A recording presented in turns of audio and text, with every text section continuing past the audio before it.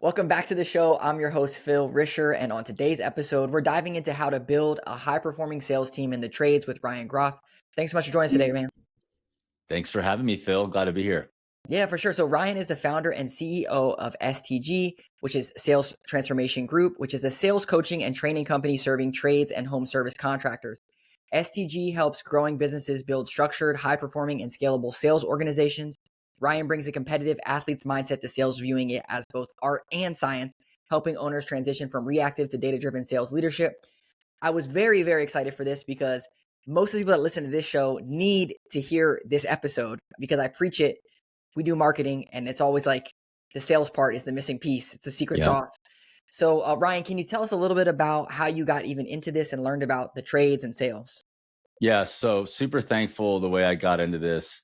Coming out of baseball, I played Division 1 and then professional baseball with the Angels organization. And I was like super locked in on that, right? No Yeah. plan B, trying to be the best you can, make as far as you can.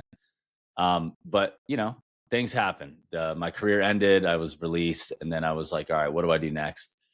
I was ready to figure out how to make money. And I turned the page, hung up the spikes, and got married before I had to figure out the money part. I was like, all right, I got to get married. Want to have a family. Now I got to make money. So Yeah.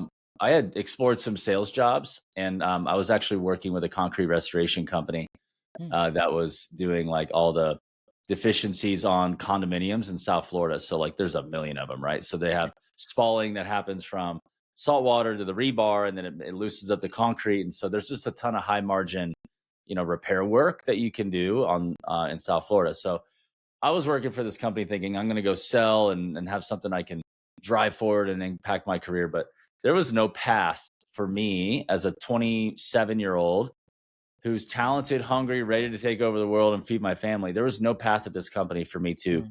succeed. And there was no sales process, no sales training, no employment agreement, no comp package. I mean, it was just all handshake, like, Yeah. trust us, brother, we're gonna figure this out. And it was like, three weeks later, I'm managing projects. Another 2 weeks later, I'm putting concrete on the wall. And he's like, you need to know all this before you sell it. I'm like, dude, I gotta figure this out. I gotta make money for my kids. This ain't working. Yeah.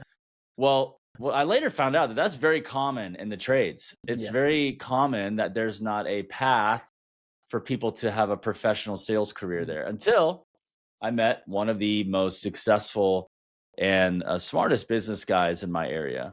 Um, and he became my mentor. Very amazing guy. And he actually built a sales management CRM system for pipeline Mm. management and managing salespeople for his own business. Very innovative, Yeah. while combining the sales training of a franchise of a local sales training franchise, well, a global one, but he had there's a local guy. So I came in after left that situation, and I got to spend 4.5 years in this environment where I was being trained by that sales trainer and then selling the CRM outside or from the inside Yeah. of what later became a $50 million, then $100 million commercial service and re-roof company. Wow. So think like that's all brand, that's all relationships, Yeah. that's not bid work, that's not like new con work, that's all like relationship based brand marketing service. And it required a set of sales best practices to get them to that scale. Yeah. So what I got to do was sell the CRM that we built out of there. And then I got to start to incorporate some of those sales training best practices. Mm. Now, I later rewrote the whole sales training in a way that wasn't going to conflict and be Of course. copyright Yeah. issues, in a way that was for the trades. That was my first draft. It was called the Stairway to Victory, is what it was. So Nice. while I was an employee of this company, driving the CRM business out of this large roofing company, I started combining the sales training, and I later Mm. found, as I read the book Good to Great by Jim Collins, I found that the technology piece that I was selling Yeah. was only an accelerator of what was already in place. It was like great companies had tech that was accelerating the discipline, the best practices, the right people, the right seat, the disciplined thought followed by disciplined action. It only accelerated that. And if they brought in technology and it wasn't being utilized well, it only exposed the fact that they did not have disciplined thought followed by disciplined action and the right people in the right seat. So I found later as I'm selling into these contracting businesses that a lot of contracting businesses don't really have true sales type people in the sales type role doing the sales type things to drive business the way that I was seeing it in this roofing company and other good companies. Sure. So I had a really great contrast, a laboratory, and a set of tools to work with to go make an impact. So after doing that for some time, I found that coaching was really my vision, my passion, and I just found a ton of fulfillment in it. Yeah. And so later, it just became a point after doing that hundreds of times, not necessarily fully hundreds of times, probably like 30 on sites with different companies that Yeah. I'd sold and like a lot, not a lot. Yeah. It was like, hey, I think this is what I want to do. So we ended our relationship wonderfully. I started STG in 2018 and it's been off to the races, man. So Yeah. yeah. That's sick. So what you could you tell us a little bit about like, okay, the people that listen to this are like 1 to 10 million. Maybe they have Mhm. a salesperson, which not really defined role or Sure. some semblance of Yeah. this. Like, what would you come in and like coach them on doing or recommend that they do? Sure. Yeah. So the step one, I look at some data and see like what they've done so far. All right, cool. Like how much has they sold? What's revenue been like? What are your products and services? What are you selling? Are you selling what you want to sell? Who's your ideal client?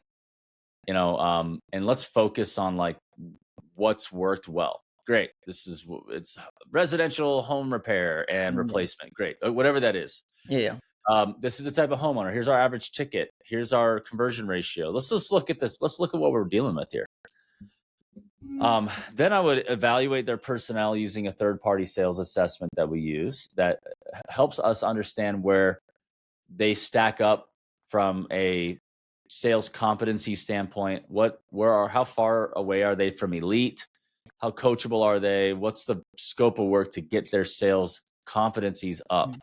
A lot of that is motivation, um, their figured out factor, their drive, their desire, their will. A lot of that is mindset, their belief systems. Are they supportive beliefs or sabotaging beliefs that are going to enable them to sell well, or is it going to impact them negatively and inhibit them from selling well? A lot of those beliefs they don't even know they have. So we're like exposing those and Mm. addressing them, and then we're also teaching them what are some of the core like tactical competencies that they need to deliver on. So we assess them. We work with them on a sales plan. So, for example, if we want to go from 1 million to 1.8 million, right, over these next 12 months, what are the goals that we need to set? And what are the KPIs that we need to put in place that would make us hitting that goal an inevitable reality? Mm. So then let's actually have a visible, structured way of going about it. I don't know what CRMs they're using, but I Yeah. would say the CRMs need to have a visible goal functionality to show, hey, here's how we're doing against our goals. And then there would need to be, so those are some basic things. Yeah. Yeah. For sure. And then we would talk about a sales process. Like, what is the sales process? Like, is it, oh, lead comes in, I go give them a quote. Awesome. No, that's not what I'm talking about. I'm talking about what are the milestones that you as a salesperson are trying to get the prospect to walk through that will support the competencies that we know will make you elite. Some of those competencies would be prospecting effectively and hunting, would be relationship building, would be consultative selling. So selling of value, qualifying well, presenting in the right context, closing. These are some competencies that we want them to be great at. Well, Mm. does the sales process that we want to establish enable them to do those well? Yeah. We implement that. So now they're like, cool, I have a way of selling. I have a way that I go about every deal and I know it works. So I think that if they're bought into that and they see the future, now they're going to be able to have a consistent, predictable way of taking everybody through a process. You have to train them on it, got to coach them on it. They got to get good at it. They got to role play it. But the good news is there's some power in using that. And now they're like, okay, cool. I go about every prospect the same way. I'm trying to be consistent, just like athletes are. Are they fundamentally sound with their mechanics? Are they fundamentally sound with how they approach every situation? That's essentially what we're doing with sales, is giving them the best practices. Obviously make it yours, but if you stick to these primary fundamentals, you'll be successful. And those are some of the core things we do. There's more, but like Yeah. that's especially on the management side, like pipeline reviews, one-on-ones, ride-alongs, coaching, recruiting, onboarding, playbooks, learning and enablement, things like that. But if you have those at the start, you're going to see, okay, cool. I've transformed Phil from this order taker to he's a sales guy. Like this guy knows what he's doing. He's getting better at it. His numbers are reflecting it. He's got a higher deal size, a higher closing ratio, a shorter sales cycle, have better everything's getting better. Now I can spend more money on leads because I got more money coming in. I can get more brand going, and then I can hire more people to go do that too and fill up our backlog with great jobs. Yeah, I think the hardest thing for specifically 1 to 10 million is that a lot of times the people are technicians prior and they've never like ran a full sales team. So it's like, Mhm. how do I build out this professional sales arm, like what you're saying, with all this stuff when they've never done it or had someone to come alongside them and train them on how to do it, which Yeah. is it's a huge opportunity for both the business and for you because they all need this thing. Yeah. What would you say? Like someone has two salespeople, they're kind of like they've been there for 10 years, they're the things that you see, like the old school guys, they don't really have Yeah. numbers that they track them on, and they're like, I'm stuck, at $5 million, whatever. Like, I'm sure you've seen this exact avatar that I'm talking about. Mhm. All the time. Yeah. So how do you go in and get them unstuck and get the new salespeople bought in, or do they bring in new salespeople, or what? Like, Yeah, you're probably gonna lose one of them or both of them. That's yeah, probably the reality because they're stuck in their habits. Like habits got to be formed and changed over time. And what I would say is like the good news is that if you have a process and you can train well, then you can onboard new talent that will mhm, have new standards. But there are a lot of times with these people who have been like, man, I've been waiting for this for so long. I really like wanted to get trained. I'd never really been given these types of tools. And that ends up working out well. So it depends. I would just say start the transformation, see who wants to stick around with the new direction, and go from there. okay, cool. I think a lot of times it's comfortable that you have these guys there, but there's no numbers to hold them accountable for, no goals, and then it's just like you're just kind of like, "I hope we hit our numbers. Hopefully they make their commission." Yeah, a lot of times, like they don't even have, like not all the time, but in some cases, they don't even have like commission like plans that give them like any desired future like growth. Yeah. So we do a lot of goal setting with the sales reps Mhm. themselves and say, "Cool, what do you want? Why?" We do something called the 7-layer why, and that 7-layer why often gets them sometimes gets them emotional. Like, oh man, I didn't even think about that. That's why I'm going to bed and getting up out of bed every day and getting after it. Like, why? So we want them to be locked in and we want them to be able to make edits in their life to then therefore become somebody different to have different results. And we know that that's it's gonna they have to become somebody different to get different results. They have to grow, change.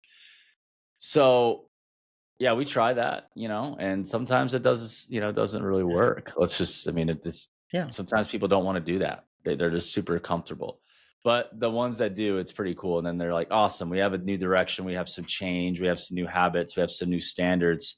And then new talent can come in that you're excited to bring on because there is that change in the culture and change in the norm. And then they don't even know any different because they're new. Yeah. So let's say someone has a couple of salespeople or they're building a sales team. What are the numbers that they should be looking at? Like average ticket, close rate. Those Yeah. like the big two. Is there anything else that's like you Yeah, should total have? sales, self-generated leads. That's another one. Okay. We believe that everybody should be asking for referrals and generating referrals from centers of influence and people who can influence people to buy. So networking and such, going to events. In some cases, it's door knocking. In some industries, in some markets, we teach that to knock the neighborhood as well. So, Yeah. so self-generated leads, total sales, average ticket, closing rate.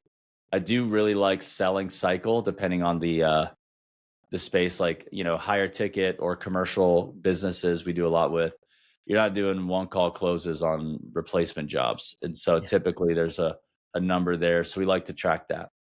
Okay, cool. And then you would build like a scorecard or something, and it would have all their numbers. Is this something you look at weekly with your team member? And then is your compensation based off all those numbers, or what's the best practices for those things?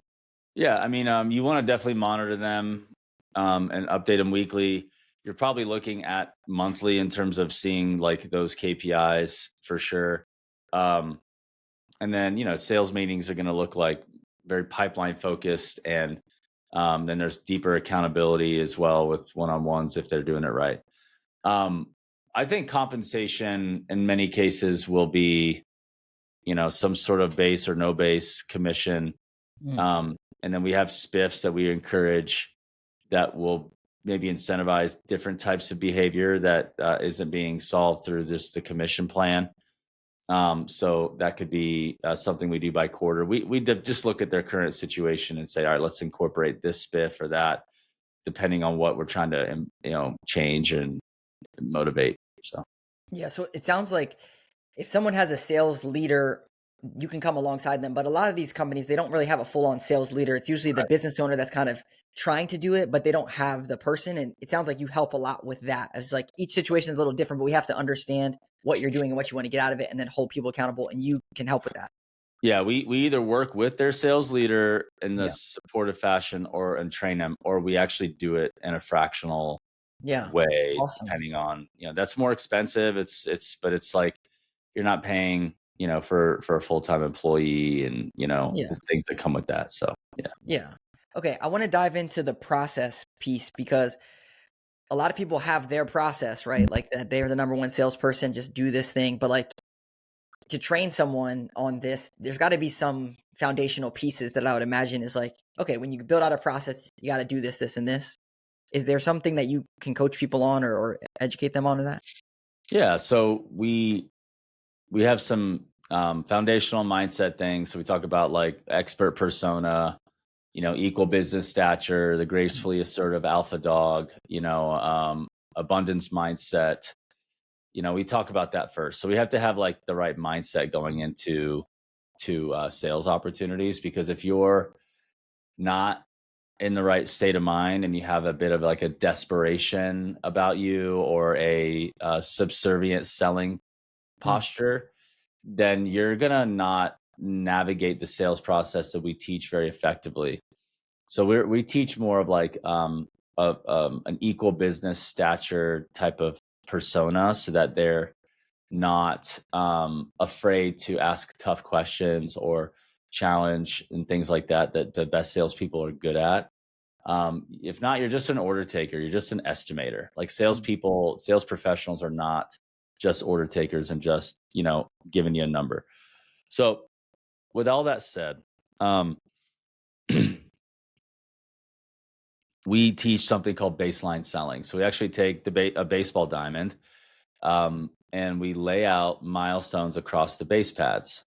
And so we have a well-defined set of milestones across every base path, that if you do those and you understand why you do those and you're trained on those and you can do it well, it will increase um, everything. Everything will go Yeah, up. So basically from home to I don't know if you want me to get into all of the steps. definitely. Yeah, I'm curious Okay. because I think for people to conceptualize their sales process and how they build it, it's going to be helpful because right now I already know it's like I go out, I'm the expert, so I can jib jab and like talk through stuff and answer their questions, and they just want to buy because I'm so knowledgeable. And then I get Yeah. another salesperson in, and like hopefully they can sell, but they just default to me for that whole thing is Yeah. like Yeah. that's why I'm trying to give a framework so that it lands. Yeah, so basically, Phil, it would be like home to first. Let's just say most of your companies have marketing generated leads, and then the calls are booked for them, right? I'm guessing. Yep, yep, yep, yep. So home to first would be the calls generated, or it could be an outbound motion, but in most cases, call generated for the company. Schedule appointment's been scheduled for them. I like to have them send an FAQ video, like a piece of Mm, media content that they can consume that separates them and sets them apart. So that would be composed of several things. Could be what the process is, what to expect, just some things that make you guys different to kind of set you apart and show that you guys are the best in the market and they're the best for them. That's good. I do have a, I'm a big fan, especially if you're doing some high ticket stuff, um, where the rep or the tech calls and just does a confirmation call, tries to ensure both homeowner parties are there, maybe asks a couple deeper questions so that there's just like, man, the experts on the other end of the phone. I don't need to call anybody else. So I just like to kind of play defense and get less calls and competitors from with competitors by doing a few things in advance. Like it. FAQ videos, tech. So we do that. Then they're on first base. On first base is you're at the home. Now, um, some things that there's a lot of there's some variables that we can look at depending on the company. If it's like a break fix model, like hey, it's a plumbing issue, leak, great, or a garage door issue, great. But there's always like this. I want to like there's more to sell. There's more scope. There's more of an upsell. So there could be a different lateral a linear motion of this sales process depending on I got you. the sales model. So does that make sense? We kind Yeah. of need to tailor it. Yeah. So Anyway, if your yeah, technician's going out on site and something's broken and then they're going to upsell from there, then that's one thing. But if they're like, here's a replacement and here's my comfort consultant, come sure. out and it's just Yes. like straight sale. That's what you're referring to. That's kind of where I'm going, right? So you Yeah. could go fix the thing, but then while you're saying I'm fixing it, you find all this other stuff, and then you go sell that, right? Yeah. There's like, I already know that I'm trying to replace this thing, and then it's like a $20,000 replacement. You're already going into it with that mode. Got it. So all that said, you go in, you build some rapport, and rapport is something that most technicians don't find themselves being great at.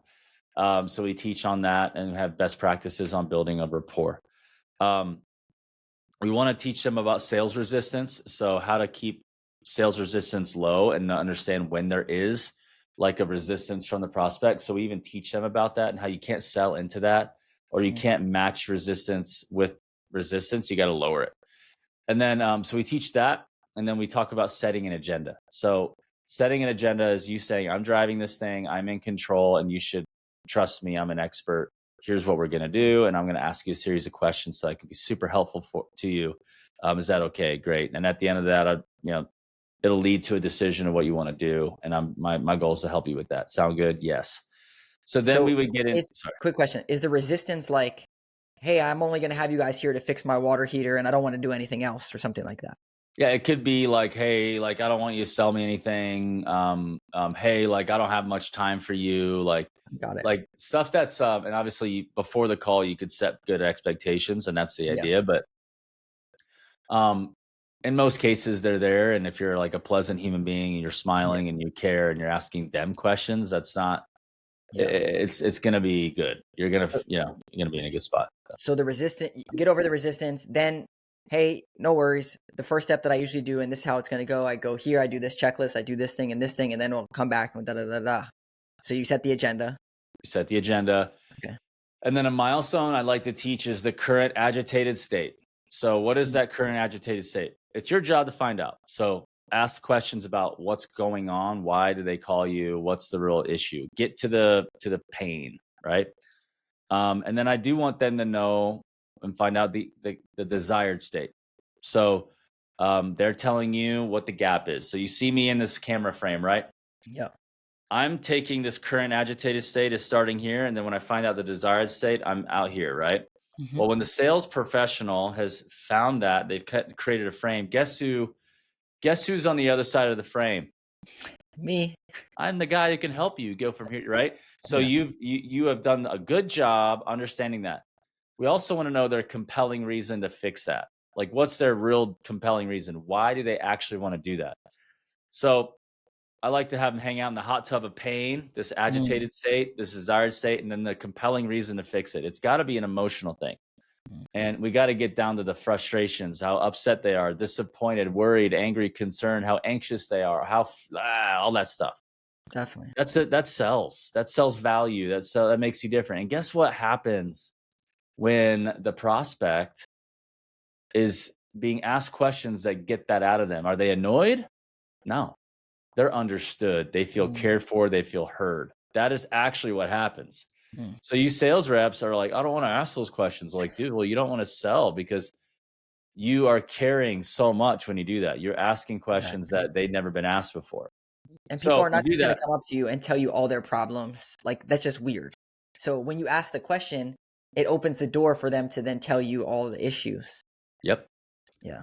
And then you can have a lot of leverageable ammunition and data points into your sale, right? Into when you're Exactly. making a sale. So you do that. There's another secret step that I'll leave out Yeah, for you're people. good. They have, You're they, good. they have Gotta to join the school they have community to for join that the one. to join my school community for that. So I'll leave out, and then from there, there's a really solid like amount of tension and like, hey, there's a gap here. What we do want to do from there is just make sure that they have the ability to buy. So I have a several more steps. Yeah. That's like more of a checklist, like like qualify, and then you go in. Boom. Let's just find the issue. Let's look at the issue. Let's find the scope. Let's write up an estimate. Let's do an on the spot presentation, and let's close some business and solve some problems. So I have other steps I just left out. Yeah. So join us and you'll learn. But this skill is not something that is downloaded like Neo on the Matrix in like one session. Like this typically takes some reinforcement. But when somebody who has these skills and they've become buttery, velvety, consistent, like, man, can you just bring a lot of value? And it's like, um, it's pretty powerful. So we've seen some amazing results over the years of techs and companies or sales reps and companies follow this and buy into it, and then seeing consistent, predictable revenue come in every day. Yeah, I mean, I can imagine. I think a lot of business owners, they don't do ride-alongs. They don't know what their salespeople are saying, and they Right. wonder why it's not good. And it's like, I would recommend like turn on voice memos, have your salespeople send you one of their sales calls recorded or something like that, and then just see what they say. Because you're probably going to be cringing, and because there's no process, and everyone has their own way of doing it, but that's not doesn't mean it's the best way. And to your Correct. point, you build a process, and then you get the right people in there with the right process, and you coach them, and you hold them accountable. And how Yep. can you not grow your business? Exactly. Yeah, That's what we do at STG. That's our business right there. yeah, so good. I do want to ask you about objection handling, just to get everyone wants to ask the sales guy about objection handling, but when you get the price objection, well, maybe you've distilled it down to several objections, but I think it's like price, got to talk to my spouse or someone else, a decision maker. Mhm. um right now is not the time or something. Are there common objections that you hear, and then common ways that Yeah, you price is probably the biggest one. yeah, That when we coach them that they're saying. yes, So a couple things about that. So we have a framework that we teach. So the first framework is the rule of triple elimination. Is it the product? No. When they say they need to think about it, right? I don't know, right? They got to think about it. Great, no problem. Totally understand. Big decision here. Question for you. Can I ask you that? Yes. Is it the product and service? No, that looks really good. You guys are great. Is it the okay? Is it the price? Yes, it's definitely the price. It's way more than I thought. Okay, gotcha. Thanks for sharing that. So then we talk about that. Now we've identified the objection. It's price. It could be other things, but yeah, let's just say it's price. Then we have a framework called ACCSC. So you acknowledge, and then you ask permission to have a conversation about consequences mm, of not doing it with you. yeah, So consequential conversations. And then we solve it again and close it. That's the SC at the end. However, when you're doing this, you have to know value. So so selling value is basically when you're good at selling value is that when that person you're selling to, they believe that they cannot get what you're offering anywhere else but with you. mm, So if you think about what's valuable, it's like it's something that's rare. It's something that you can only get one of, or it's not like there's not very many of them, right? That's why it's valuable. So you have to be able to sell what you sell in a way that has the prospect believing that, man, I can't get this anywhere but with you. mm, So whenever you're not relying on price and you're trying to sell value, you have to know what that is. it's So good. then, therefore, when you talk about consequences of the price objection, those consequences versus what you offer have to be so far apart to make the pain of that feel not like like logical sense for them to move forward with you, right? So whether it's your warranty, whether it's your service, and then the biggest one is the sales rep is like you're getting me, so they got to get them to believe that like your expertise is what they're going to get, the service, right? Yes. I think other cool parts are like the core values of the business. The brand itself has to represent something so that they feel the brand, the power of the brand. It takes a lot to get all that in, but you can compress all that in your presentation in a way where people are like, oh yeah, you guys are clearly different. But what the sales rep has to be able to do is go to the consequence Mm. of that. So that can sound like this. Hey Phil, good quick question. If somebody's like cheaper, but for example, they do something way cheaper, do you know how they're able to be cheaper? And any ideas of how they're able to be so cheap? Maybe they buy their equipment somewhere else or something. Okay. Okay. Any other ideas? Mm, I mean, maybe they subcontract the work out. Okay. That Yeah. could be a couple of thoughts. Yeah, so love to ask you some questions around that. Like if they bought their equipment for somebody else, I mean, look, like maybe it's the same equipment. All right, now let's talk about they subcontract. What would happen if like what could happen if they subcontract a crew that doesn't necessarily have the craftsmanship or the skill, and they're working on your home, and there's what could be potentially like cheaper labor and Mm, less experienced labor and poor craftsmanship on this project. What could happen? yeah. Well, I guess it could break.